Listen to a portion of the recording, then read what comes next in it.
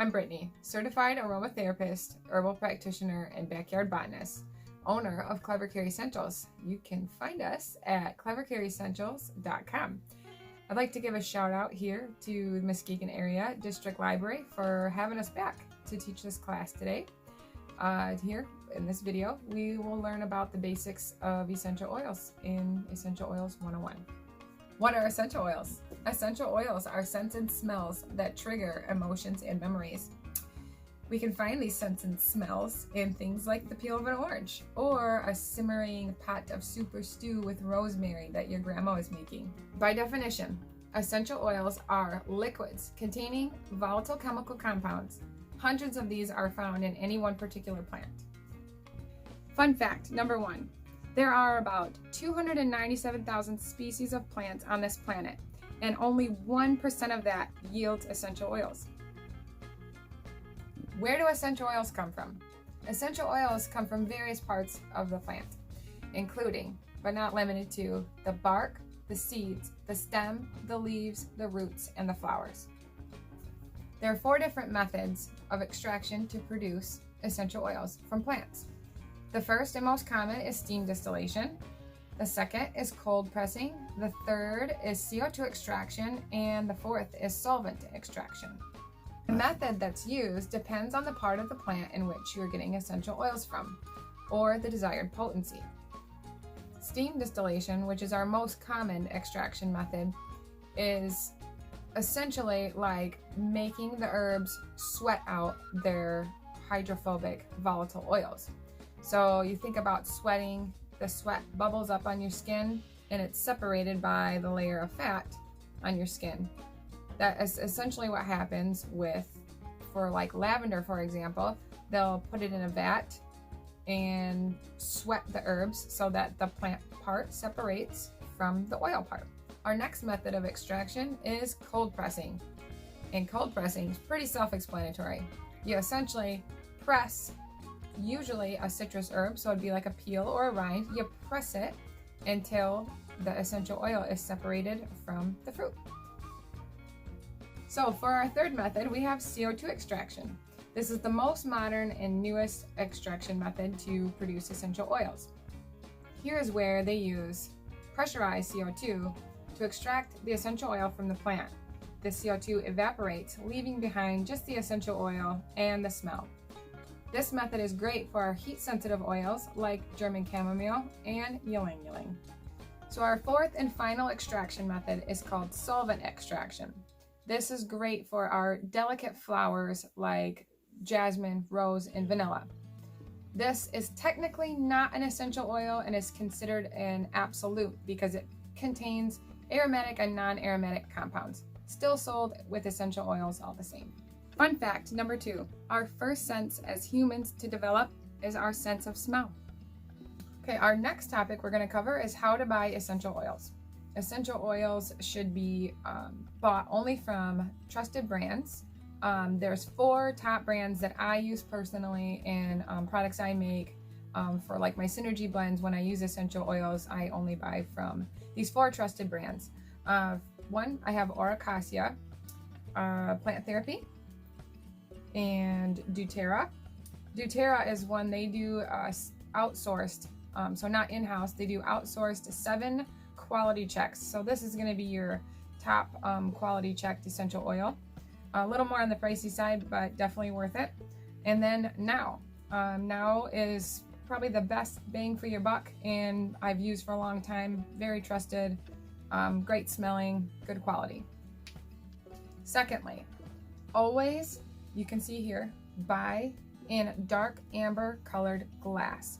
It could be dark amber or dark blue or dark green. You want it to be glass and you want it to be dark. If you see an essential oil in a plastic bottle, I suggest running as fast as you can. Don't buy that oil. Essential oils are very strong and they break down plastics, and if they're not in a dark colored, amber colored bottle, they'll be damaged by the UV and won't have the medicinal properties that you need or want them for. Thirdly, always make sure the scientific name is on the bottle. If the scientific name's not on there, again, run away as fast as you can. Always be sure the prices vary.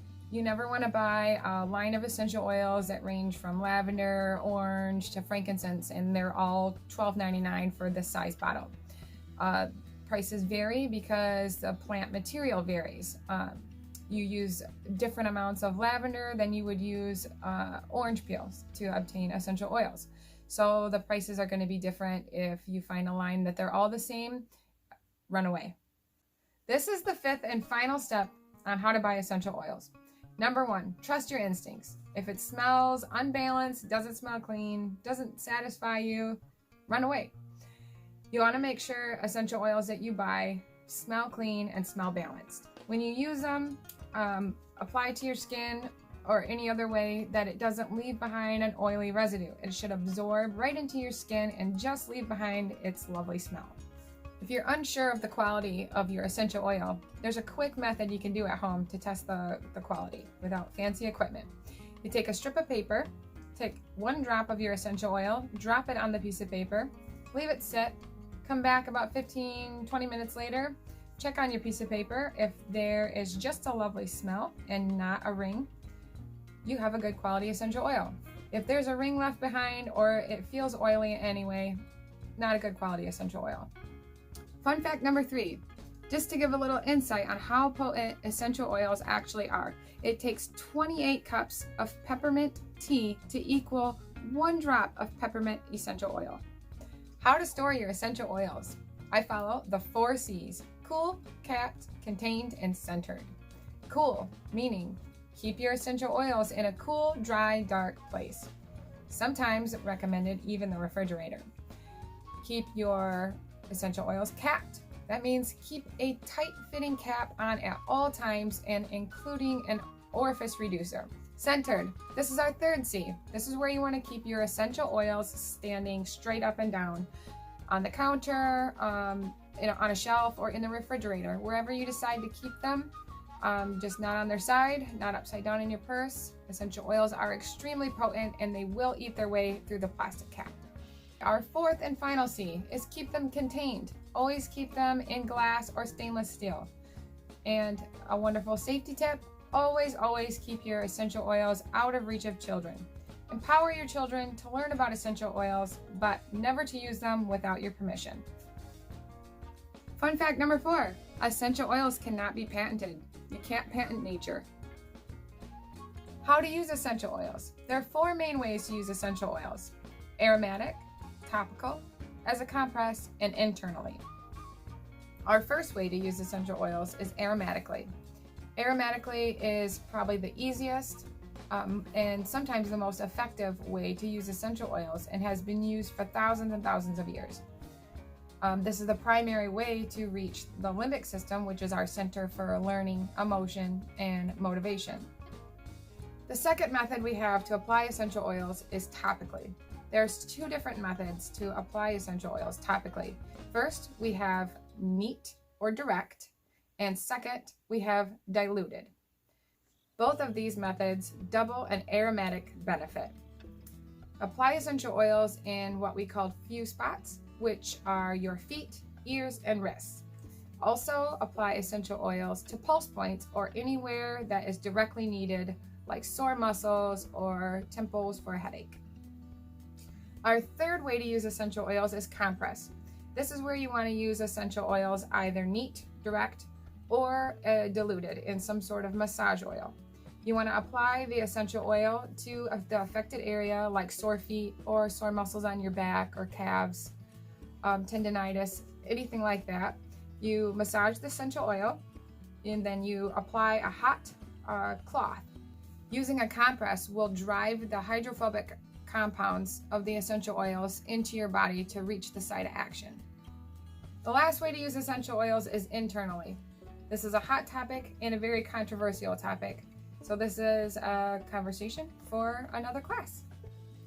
Fun fact number 5, diffusing essential oils actually increases the atmospheric oxygen in the air, just the same as if you had a plant growing in the room.